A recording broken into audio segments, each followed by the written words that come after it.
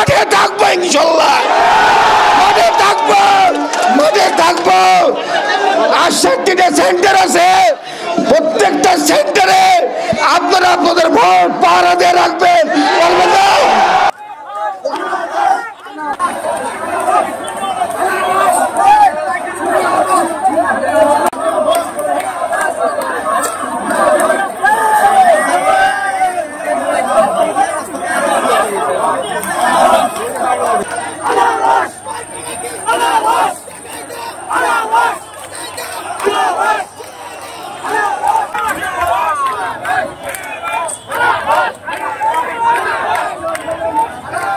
শতপুরবাসী team হয়ে যাবে ভাইরা আমার, কোনো ভোটের অধিকার থাকবে না, এক হয়ে যাবে।